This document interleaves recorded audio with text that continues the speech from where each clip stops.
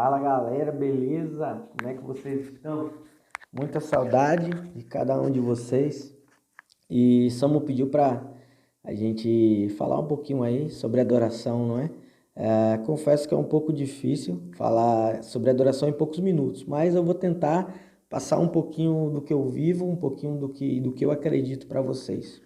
Primeiro ponto é que não tem como um discípulo de Jesus, alguém que fala que é discípulo de Jesus, né, batizado, que tem o Espírito Santo, não pensar ou não entender a necessidade, a profundidade do que é adoração. Ou seja, a adoração é um estilo de vida, a adoração não é um conhecimento ou algo que você aprende, é algo que você vive na prática do seu dia a dia. Ou você é um adorador ou você não é.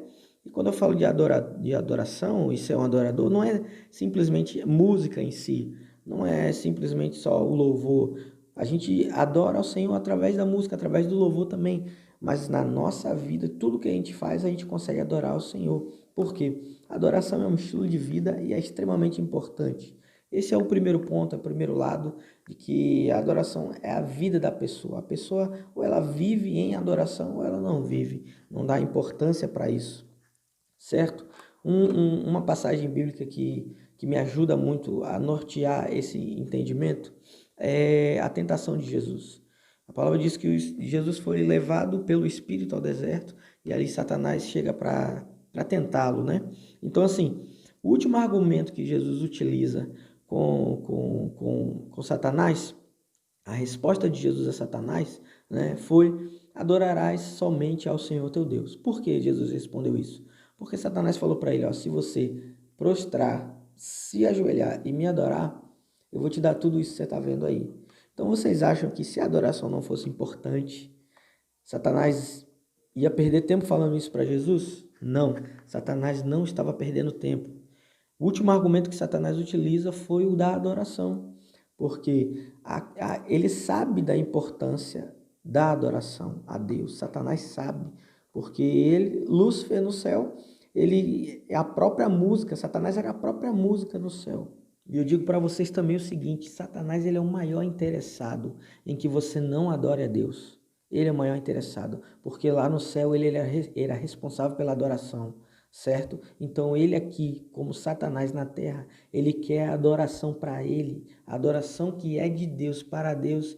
Satanás rouba para ele, para aquelas pessoas que não têm esse entendimento. Então você que é discípulo de Jesus, você tem que ter esse entendimento, que quando você está na presença de Deus, você está no culto, você está no seu devocional em casa, só você e Deus, Satanás ele fica te observando se você está adorando a Deus de fato com o seu coração.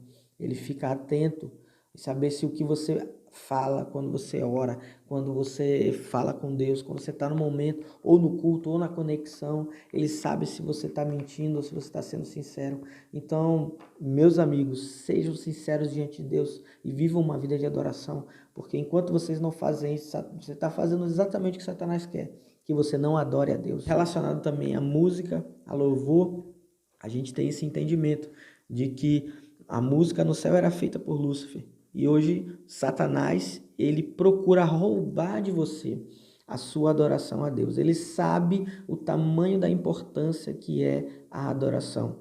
Então, no momento de culto ou conexão, aí como vocês estão, quando a igreja, os discípulos se reúnem para louvar e adorar a Deus, Satanás ele é o maior interessado em que você não faça nada, em que você só observe, porque ele sabe do tamanho da grandeza que é um discípulo de Jesus, que na presença de Deus ele se rasga, ele se abre.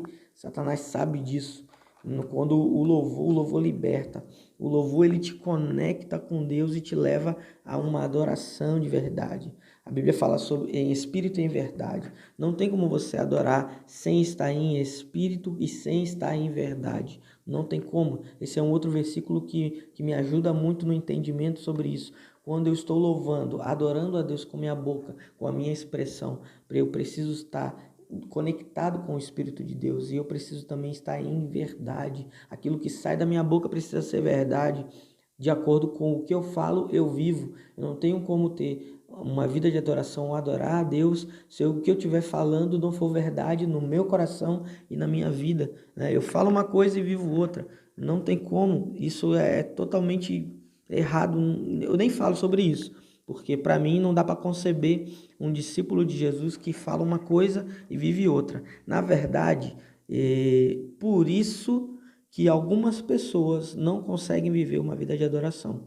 Não conseguem, no momento ali que está a igreja reunida no culto ou na conexão, e às vezes sozinho na sua casa, porque o seu devocional é tão fraco, tão raso, porque você não tem verdade, porque de vez em quando você fala uma coisa e você vive outra. Você talvez esteja vivendo uma vida de pecado ainda, longe, distante de Deus, né? Então, assim, não dá para conceber um discípulo de Jesus batizado que tem o Espírito Santo dentro dele, que não dá importância para a adoração.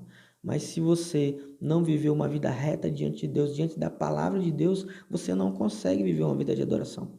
Então talvez seja por isso que você chega na conexão ou no culto e você fica de braços cruzados, você não consegue se abrir para Deus, se abrir na presença de Deus, fechar os seus olhos, adorar, levantar suas mãos, chorar na presença de Deus. Às vezes você se pergunta: o que vão pensar de mim? Tem alguém do teu lado, um amigo, um colega, fulano vai achar que eu tô doido, né? Que eu tô aqui adorando a Deus, que eu tô de olho fechado, que eu tô chorando, que eu tô sentindo a presença de Deus. Então, assim, será que você dá importância para isso? Se você não dá importância para isso, é porque talvez você está vivendo, como eu falei antes. Você fala uma coisa na conexão, ou na igreja, ou na sua casa, na sua família. Você diz uma coisa com a boca, mas o seu coração está querendo outra.